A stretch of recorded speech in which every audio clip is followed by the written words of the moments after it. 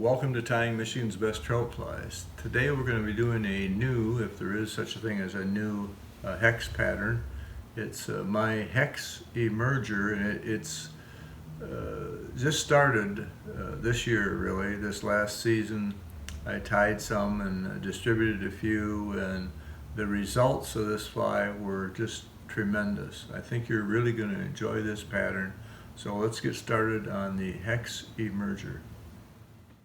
So to tie the Hex Emerger, I'm using a size 6 3x long hook. I've got one in the vise now, and if you're not familiar with the hex hatch, it's a really big mayfly. Obviously, we're using a size 6 3x long hook. In fact, the females can reach a body length of an inch and 3/8, and that's exclusive of tails. So you need a big fly to imitate it. So this is pretty much the standard hook for hex hatch flies is a 6 3x, and I'm using some 3/0 tobacco brown thread. So we're going to attach that and run it all the length of the shank of the hook to start with. And when we get to the bend, we're going to attach a nice thick clump of medium Pardo.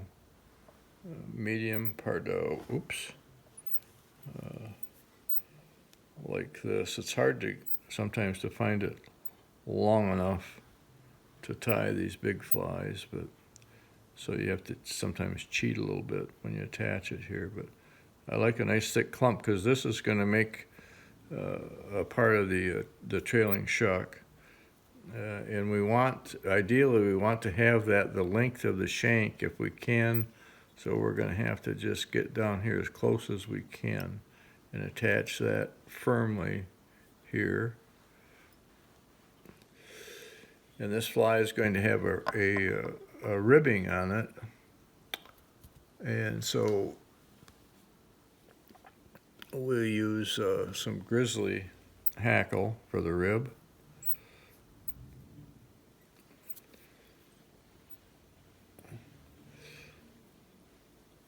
Now I like this fly to be ribbed. I'll tell you why. Because when you put a ribbing on here, it has a tendency to help it to, when it's on the water, to imitate those nymphs when they're kind of struggling in the emergers, when they're getting out of that shuck, and they kick around a little bit. That grizzly ribbing helps to imitate that motion on the water, makes it a more effective fly.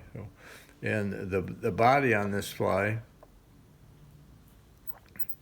is going to be a little bit of just some yellow poly. Now, I originally made the body on this out of all dubbing, which you can do if you want. And if you want to do that, I use a mixture of about 2 2/3 or 3/4 yellow and 1/3 to 1/4 of some squirrel fur or fox squirrel. Kind of makes it an amber or a dirty yellow dubbing. But it's a pain to dub this entire hook. It just takes a lot of time, and I don't want to use that much time, especially as a commercial tire. So I went to using some yellow poly for the body. So we're going to put that on here, run it all the way back. And we're going to wrap the body on now, up a ways.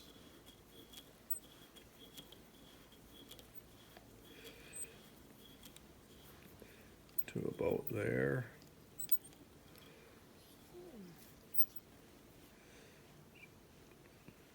Back off to about there, and we can get rid of that.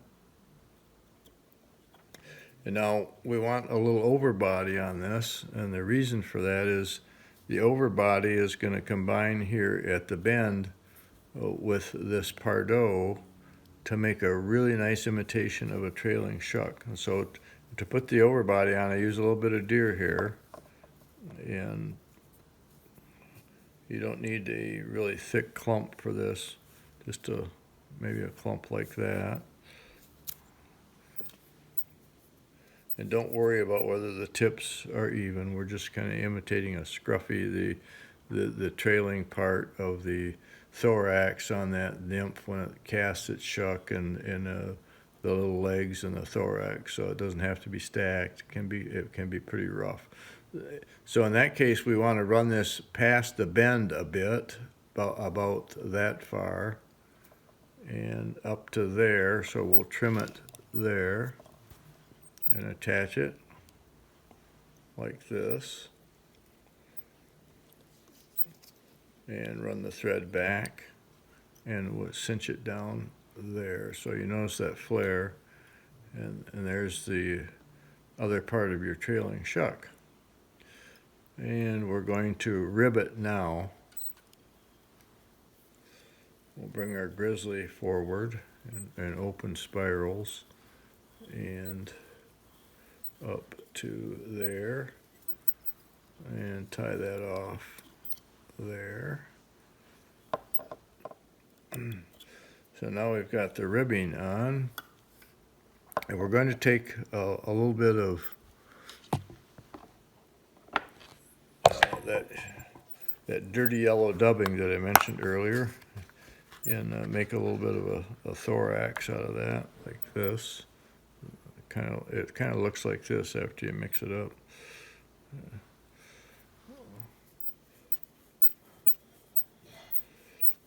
We want to build this up just a tiny bit, because we're going to put a hackle and then the partially sprouted wing on there. And it should kind of look like this. Now we can put the hackle in, and I'm using, for hackle on this fly, I'm using some grizzly saddle that was dyed tan. I like that a lot for this fly. You can use a mixture of grizzly and brown as well. Not going to matter. But we'll attach that here.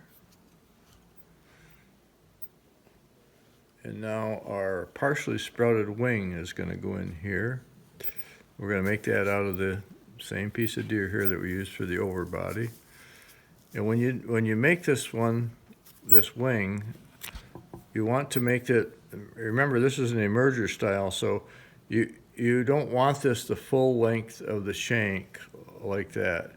You want this wing to come out looking about 2/3 the length of the shank. So if you measure it and hold it there, and then trim it there, that's going to leave you a little bit of a stub when we cinch it down. It's going to stick up. See that? You want that to happen. There's your partially sprouted wing. Now you can come in front, and if you feel like you need a little bit more dubbing in there, now's the time to add that.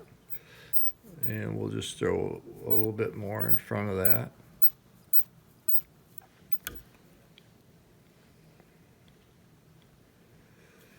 And then our hackle goes, making a tilt style emerger.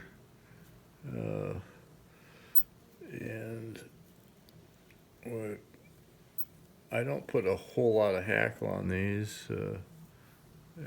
A big fly like this, normally we put as many wraps as we can, but I usually put just maybe 5 or 6 on there.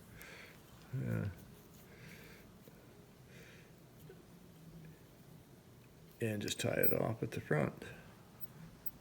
And we're pretty much done.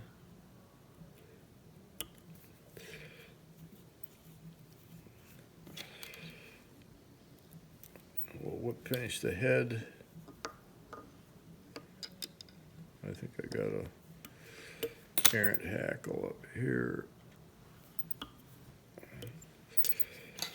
So now you've got your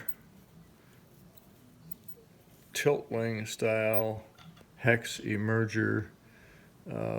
This fly, there's another errant fiber.